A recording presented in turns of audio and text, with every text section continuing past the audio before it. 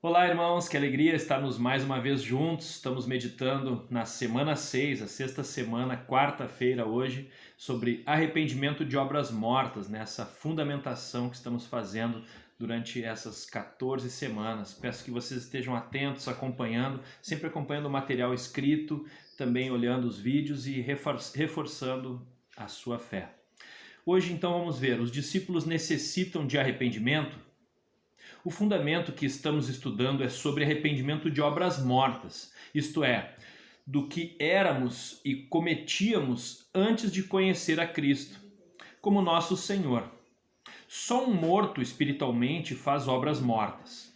Por essa razão, como vimos anteriormente, o arrependimento está na porta do reino juntamente com o batismo nas águas. Ali o homem experimenta uma mudança de reino, experimenta a morte para que o que é de Adão e agora essa nova vida em Cristo. Dali para frente, os discípulos são chamados a não praticarem novamente as obras que praticavam outrora. Se o fizerem, têm que se arrepender. Isso está em Hebreus capítulo 9, versículos 13 e 14. Vamos ler juntos. Diz assim: Portanto, se o sangue de bodes e de touros e a cinza de uma novilha, aspergidos sobre os contaminados, os santificam quanto à purificação da carne, muito mais o sangue de Cristo, que pelo Espírito Eterno a si mesmo se ofereceu sem mácula a Deus, purificará a nossa consciência de obras mortas, para servirmos ao Deus vivo. Tremendo, né? Então, vamos acompanhar assim. O que é a palavra que nos diz? Que agora Cristo é o sacrifício perfeito. Nós temos que então nos arrepender dia a dia. Retornar à vida de um filho de Deus. Temos exemplo disso no livro de Apocalipse, nas palavras do Senhor às 7 igrejas. Vemos como ele diz ali, né? Tenho, porém, contra ti que se arrependa, né? Vamos ler Apocalipse, no capítulo 1, capítulo 2, versículo 5. Diz assim: Lembra-te, pois, de onde caíste, arrepende-te e volta à prática das primeiras obras. E se não, venho a ti e removerei do seu lugar o teu candeeiro, caso não te arrependas. Aqui a igreja tinha deixado o seu primeiro amor. Você pode ver isso também nas cartas às outras igrejas também, no capítulo 2, 16, 21 e no 3, 19. Fala esse chamado de Jesus também para um arrependimento de obras mortas. Podemos apontar 3 áreas básicas em que deve ocorrer o arrependimento. Na área da moral, que nos afeta pessoalmente, por exemplo, impurezas. Na área de relacionamentos, que afeta os outros, por exemplo, a ira. E na área espiritual, que afeta a Deus, por exemplo, a idolatria.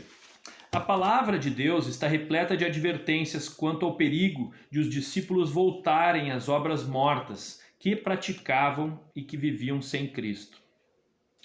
Se há alguma coisa que devemos nos arrepender, devemos fazê-lo imediatamente, não deixe para amanhã. Quando notarmos que em nós existe algo que desagrada a Deus, temos que nos arrepender rapidamente. Então tem muitos textos, acompanhe o nosso material escrito aqui, tem uma relação de textos de Coríntios, Gálatas, Efésios, Filipenses, Colossenses, Tessalonicenses, entre outros textos. Pode pegar aqui na nota de rodapé e ler esses textos com calma em casa e edificar a sua vida. Alguns frutos do arrependimento. O arrependimento deve dar frutos, como anunciou João Batista. Ele diz assim, né, em Lucas 3, 8 a 14, ele diz: Produzi, pois, frutos dignos de arrependimento. Como é importante vermos os frutos numa pessoa que se arrependeu, né? Quando ela realmente se arrepende, esses frutos resplandecem com mudanças de atitude. Vemos também em Atos 26, 20, diz, né, que são obras dignas de arrependimento. Então vamos ver ali em Atos 26, 20, já vimos esse texto, mas é importante o texto chave aí. Vamos estar vendo juntos. Atos 26, 20, né? Diz assim: Mas anunciei primeiramente aos de Damasco e em Jerusalém, por toda a região da Judéia e aos gentios, que se arrependessem e se convertessem a Deus, praticando obras dignas de arrependimento. Então, importante, né, ver essas obras dignas de arrependimento. Se houver verdadeiro arrependimento no coração, haverá evidência exterior, isto é, o fruto. As seguintes atitudes evidenciam o arrependimento. E agora nós vamos ver então algumas palavras, como está em Coríntios, 2 Coríntios 7, no versículo 10, diz assim: porque a tristeza, segundo Deus, produz o arrependimento para a salvação, que a ninguém traz pesar, mas a tristeza do mundo produz morte. Vamos ver outro texto que nos fala em 1 João 1,9, que diz que nós devemos então confessar os nossos pecados, né? A gente precisa abrir o nosso coração, a confissão de pecado e o pedido de perdão a Deus. Diz assim, 1 João 1,9, né? 1 João 1,9. Se confessarmos os nossos pecados, Ele é fiel e justo para nos perdoar os pecados e nos purificar de toda injustiça. Então, a confissão de pecado também aos irmãos. É importante abrir o nosso coração, tirar aquela capa de religiosidade, realmente abrirmos nosso coração. Isso está em Tiago 5,16. Diz assim: confessai, pois, os vossos pecados uns aos outros e orai uns pelos outros para serdes curados. Como é importante, né? Abrir o coração para os nossos irmãos, pedir para os irmãos orarem por nós. Abandono do pecado, isso está em Provérbios 28, 13 a 14. O que diz aqui, né? O que encobre as suas transgressões jamais prosperará, mas o que as confessa e deixa alcançará misericórdia. Feliz o homem constante no temor do Senhor, mas o que endurece o coração cairá no mal. Triste, né?